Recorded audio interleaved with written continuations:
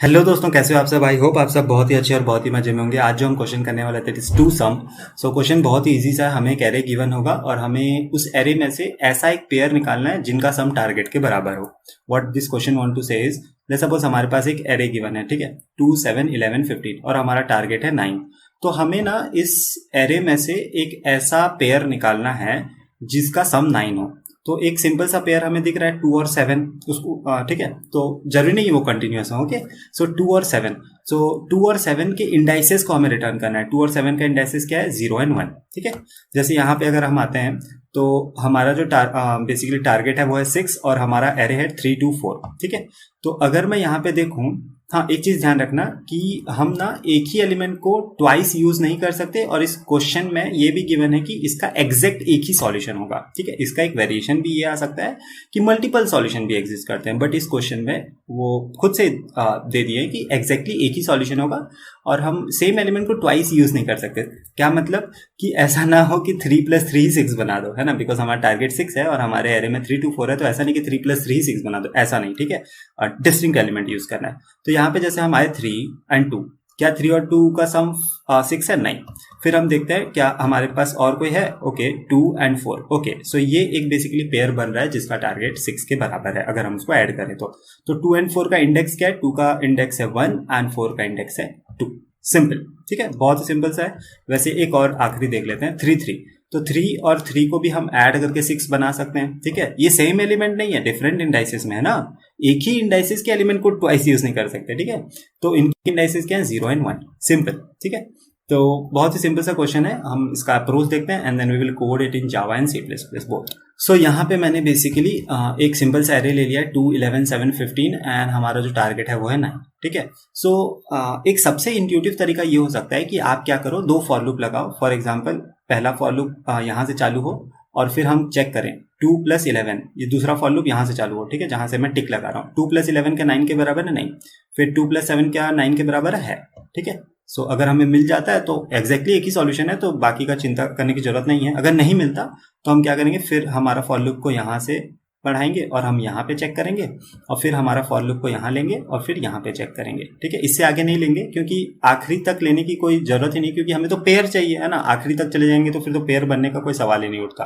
ठीक है, ये सिंपल सा फॉर लूप वाला अप्रोच है। ऑब्वियसली मैं इसको डिस्कस नहीं करने वाला हूँ बिकॉज हम यहाँ पे एफिशिएंट अप्रोच डिस्कस करने आए हैं। बट अगर आपको फॉर लूप वाला भी इंट्यूशन नहीं आ रहा है तो प्लीज आप फॉर लूप को रिवाइज कीजिए अच्छे से, क्योंकि एफिशिएंट सॉल्यूशन सोचना ही इंपॉर्टेंट या उससे सीखना ही इंपॉर्टेंट नहीं है। ब्रूट फोर्स जो टेक्निक्स हैं वो भी आपके ब्रेन में स्ट्राइक करना चाहिए, क्योंकि जब आप नए क्वेश्चन बनाओगे तो आपको ब्रूट फोर्स ही हेल्प करने वाला है। ठीक है, तो हर एक वे को फॉलो कीजिए, सोचना सीखिए। ठीक है, लॉजिक बिल्डिंग ब्रूट फोर्स से ही आएगा। Okay, okay. So let's focus on the efficient solution. तो इसका एफिशिएंट सॉल्यूशन क्या बन सकता है? अभी तो हम दो फॉर लूप लगा रहे थे तो उसका time complexity order of n square आ रहा था। इसको हम नीचे लाने की ट्राई करते हैं, ठीक है, जितना नीचे ला पाएंगे। तो यार एक चीज आपके ब्रेन में स्ट्राइक कर रही होगी कि अगर जैसे मैं यहाँ पे आऊँ 2 पे, तो 2 में मैं ऐसा क्या जोड़ूं कि मुझे मेरा टारगेट मिल जाए। 2 में मैं ऐसा क्या ऐड करूं कि मुझे मेरा टारगेट मिल जाए। मेरा टारगेट क्या है? 9। तो आपको ये तो सिंपल मैथ्स है कि आपको पता चल रहा है 7 कैसे आया, 9 - 2। ठीक है, तो अगर मेरे पास ना ऐसा कोई बैग हो, प्लेस हो जिसमें ना यार मेरे पास ये रहे कि यार मैं देख पाऊँ कि क्या 7 मेरे पास प्रेजेंट है किसी इंडेक्स पे। लेट्स सपोज मेरे पास पहले से पता होता 7 2 इंडेक्स पे प्रेजेंट है, तो उस केस में मैं बड़ा इजीली बोल देता कि मुझे आंसर मिल गया है। एक तो मेरा नंबर होगा 0 और दूसरा मेरा होगा सेकंड इंडेक्स पे।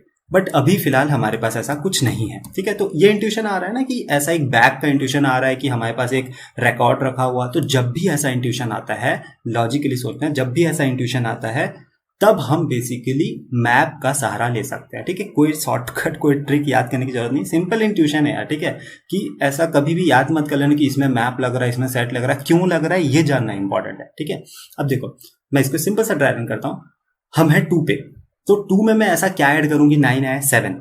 तो क्या मेरे पास मैप में 7 है? नहीं है। अगर नहीं है तो मैं उस नंबर को प्लस उसके इंडेक्स को रख रहा हूं। क्यों इंडेक्स को रख रहा हूं? क्योंकि इंडेक्स से तो मुझे काम है ना। फिर मैं यहां पे आता हूं। ठीक है, अब मैं यहां पे आ गया 11।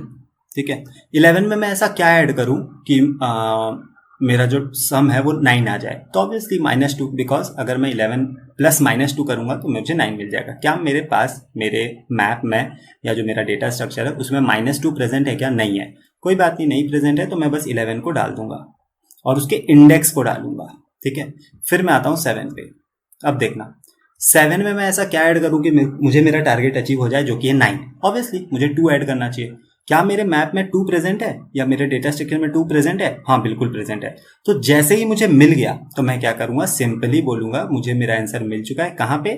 एक तो है मेरा सेकेंड इंडेक्स पे है और एक है 0 इंडेक्स पे। इसीलिए हम इंडेक्स को स्टोर कर रहे थे, वैल्यू को भी स्टोर कर रहे थे प्लस इंडेक्स को भी स्टोर कर रहे थे, ठीक है।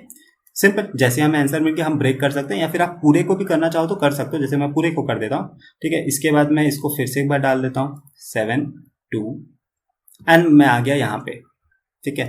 सो 15 में मैं ऐसा क्या ऐड करूँ कि मुझे 9 मिले? तो ऑब्वियसली यार 15 में मुझे क्या ऐड करना चाहिए? 15 - 9 6। क्या 6 मेरे पास प्रेजेंट है? नहीं है। नहीं है, कोई बात नहीं, मैं बस मैप में से डाल दे रहा हूँ। बट जैसे ही आपको आंसर मिल गया आप वहाँ से बाहर निकल सकते हो, तो यहाँ पे हमारा आंसर खत्म हो जाएगा। तो इसकी टाइम कॉम्प्लेक्सिटी क्या आएगी? Order of n। क्यों? बिकॉज इन वर्स्ट केस हमें हो सकता है लास्ट वाले एलिमेंट्स तक जाना पड़े, और बट ये जो है ना ये थोड़ा सा स्पेस कैरी करेगा, जो कि होगा ऑर्डर ऑफ n। क्यों? बिकॉज हम एक एक्स्ट्रा मैप को कैरी कर रहे हैं। सो बहुत ही सिंपल सा अप्रोच है। मैं चाहता हूँ कि आप यहाँ पे कोड देखने से पहले प्लीज़ आप खुद से एक बार ट्राई कीजिए, क्योंकि मैंने आपको इंट्यूशन समझा दिया। एक बार ट्राई करने में क्या जाता है, फिर आप एक बार अगर आपसे कोड नहीं बनता है तो आप प्लीज़ एक बार कोड देख लेना, ठीक है। So let's code. अभी मजा आएगा ना भिड़ो। So let's see the code first it in Java and then we will code it in C++. Okay, and I hope आपने इसको कोड किया होगा। तो मैंने आपको बोला था कि यार हमें कोई ना कोई एक मैप का मीन्स कोई भी एक डेटा स्ट्रक्चर का सहारा लेना पड़ेगा, तो हम यहाँ पे मैप ले रहे हैं। Okay, so in Java we have hash maps. So मैं एक हैश मैप ले लेता हूँ, ओके। और इस हैश मैप में मैं क्या स्टोर करूँगा? एक तो इंटीजर और दूसरा भी इंटीजर। क्यों ऐसा कर रहा हूँ? बिकॉज मुझे वैल्यू एंड उसकी इंडेक्स को स्टोर करना है। So map is equals to new hash map, ठीक है, सिंपल। तो इससे हमारा हैश मैप हमने बना लिया, ठीक है। अब बेसिकली हमें क्या करना है यार, आंसर को स्टोर करना है, और आंसर में कितने एलिमेंट्स होंगे? 2 ही एलिमेंट्स होंगे ऑब्वियसली, ठीक है। सो मैं यहाँ पे क्या करता हूँ, -1 स्टोर कर रहा हूँ। ऐसा क्यों कर रहा हूँ मालूम? क्योंकि लेट सपोज हमारे पास कोई ऐसा पेयर ही नहीं है, तो हमें ना -1 रिटर्न करना है, ठीक है। तो पहले से ही मैं -1 रख दे रहा हूँ, ठीक है। ये बेसिकली डिफॉल्ट वैल्यू है, ठीक है। तो अगर नहीं मिलेगा तो मुझे फिर से डालना ना पड़े, क्योंकि नहीं मिलेगा तो ये कभी अपडेट ही नहीं होगा, -1 का -1 ही रह जाएगा। आई गेस ये क्लियर है, ठीक है। फिर हम क्या करते हैं, बेसिकली आइट्रेट करना चालू करते हैं, i.nums.length, ओके, ++i, कूल। सो हम बेसिकली एक एक एलिमेंट्स पे आइट्रेट करेंगे। अब हम यहाँ देखते हैं कि हमारा टारगेट क्या है, या फिर मैं उसको बोलूँ तो टू फाइंड, मुझे क्या फाइंड करना है। सो कैन आई से टारगेट माइनस nums_i, इसी को मुझे फाइंड करना है ना। सो ये बेसिकली हमारा टारगेट बन जाएगा। जैसे यहाँ पे हम अगर 2 को ले, मतलब अगर हम 2 पे हैं तो हमें क्या चाहिए? 7। वो कैसे निकला? टारगेट माइनस nums_i, ठीक है। तो हम बेसिकली इसको हम टारगेट टू फाइंड, ठीक है, कूल। आई गेस यहाँ पे कोई कंफ्यूजन नहीं हो रहा होगा। अगर हमारे मैप में प्रेजेंट है तो हम उसको कैसे चेक करते हैं? मैप डॉट कंटेन्स t, ठीक है। अगर वो मैप में प्रेजेंट है, क्या? To find. अगर वो मैप में प्रेजेंट है तो हम बोलेंगे यार हमें तो हमारा आंसर मिल गया भाई, तो हम अपडेट कर देंगे। आंसर के 0 इंडेक्स पे क्या आ जाएगा? सिंपल सा i, एंड आंसर के 1 इंडेक्स पे क्या आ जाएगा?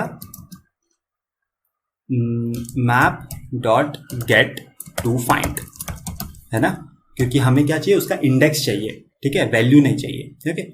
या फिर बस, ठीक है, अगर हमें मिल जाता है तो अच्छी बात, नहीं तो सभी एलिमेंट्स को तो हमें डालना ही डालना है, ठीक है। यहाँ पे आप बेसिकली ब्रेक भी कर सकते हो, बट मैं ब्रेक नहीं कर रहा हूँ, बट आप ब्रेक कर सकते हो, कोई इशू नहीं होगा, ठीक है।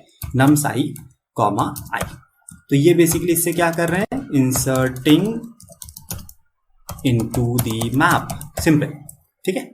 और आखिरी में हम रिटर्न कर देंगे क्योंकि हमें हमारा आंसर मिल चुका है, ठीक है। सो इसकी time complexity order of n आएगी, जैसे हमने पहले ही डिस्कस कर लिया है। हम इसको एक बार कंपाइल एंड रन करके देखते हैं। अगर कोई भी प्रॉब्लम आएगी तो हम इसको जरूर एक बार सॉल्व करेंगे, ठीक है। कोई भी प्रॉब्लम नहीं आ रही, हम इसको एक बार सबमिट करते हैं, एंड देन सेम कोड को मैं लेके थोड़े बहुत चेंजेस करके इसको C++ का कोड बना दूंगा। सो ऑब्वियसली ये रनिंग हो रहा है, ठीक है। सो इसको अब हम क्या करते हैं, सिंपली इसको लेते हैं एंड इसको थोड़ा बहुत चेंज करके we will convert this code into the code of C++। दोनों ही लैंग्वेज में बहुत कम डिफरेंस है, तो हम बहुत इजीली कन्वर्ट कर सकते हैं, ठीक है। हाँ, तो इसमें बेसिकली हमें मैप लेना है, map of int comma int, because हमें क्या चाहिए, इंटीजर चाहिए, बिकॉज हम बेसिकली दो ही चीज़ कर रहे हैं, एक तो हम वैल्यू को स्टोर कर रहे हैं एंड एक चीज़ हम स्टोर कर रहे हैं दैट इज द इंडेक्स, ठीक है। और यहाँ पे हम -1 नहीं कर सकते यार, क्योंकि हम क्या कर रहे हैं, बेसिकली एक वेक्टर यूज़ कर रहे हैं, उसमें तो हमें एक एरे रिटर्न करना था, इसमें हमें एक वेक्टर रिटर्न करना है। तो मैं इसको बना देता हूँ आंसर और इनिशियली इसमें 2 वैल्यू रख देता हूँ, ठीक है। आप ऐसे करके भी डिफ़ॉल्ट वैल्यू डाल सकते हो, ओके। सो ये सिंपली आप डिफ़ॉल्ट वैल्यू डाल सकते हो, ठीक है। तो इसमें हमने -1 डाल दिया, तो अब हमें नम्स के लेंथ यहाँ पे क्या होगा, साइज, ठीक है। तो हमें बेसिकली हम साइज तक जाते हैं to find target minus num size. So यहाँ पे तो कोई प्रॉब्लम नहीं है। हाँ, यहाँ पे चेंज आ जाएगा बेसिकली इफ़ मैप डॉट, जो भी C++ यूज़ करता है वो ये, उसके लिए तो ये मॉडिफिकेशन करना बहुत सिंपल है। इफ़ मैप डॉट काउंट, ठीक है, अगर उसका काउंट ग्रेटर देन 0, मतलब वो हमें मिल रहा है, अगर हमें मिल रहा है तो हम सिंपली इस तरह से चेंज कर देंगे। तो यहाँ पे हमें मैप डॉट गेट नहीं करना पड़ेगा, C++ में बहुत ईजी है, हमें बस इतना करना पड़ेगा, इससे हमें ये मिल जाएगा, ठीक है, कूल। अब हम जब इंसर्ट करेंगे तो हम सिंपली कैसे इंसर्ट कर सकते हैं यार, मैप डॉट इंसर्ट, या okay, so map dot insert करते हैं, और या फिर हाँ, मैप डॉट इंसर्ट, ठीक है। यहाँ पे आप मेक पेयर का भी यूज़ कर सकते हो, या फिर डायरेक्ट कर्ली ब्रेसेस से भी डाल सकते हो, ठीक है, सिंपल। जिसको भी थोड़ा बहुत मैप के बारे में पता है, तो या फिर थोड़ा बहुत भी C++ में हैबिचुअल है, तो उसके लिए ये सब सिंपल मॉडिफिकेशंस है, ओके। सो आई होप आपको ये वीडियो पसंद आया होगा और आपने कुछ सीखा होगा, ठीक है। एक सेकेंड इसको रन होता हुआ देख लेते हैं, ओके, रन हो रहा है, ठीक है। सो इसके बाद आपको कौन सा क्वेश्चन सॉल्व करना चाहिए, 3 सम 4 सम वाले क्वेश्चन सॉल्व करना चाहिए, वो बहुत ही हेल्पफुल होता है, ठीक है। सो अगर आपको ये वीडियो पसंद आया हो तो please like, comment, share and subscribe करना ना भूलें। Thank you.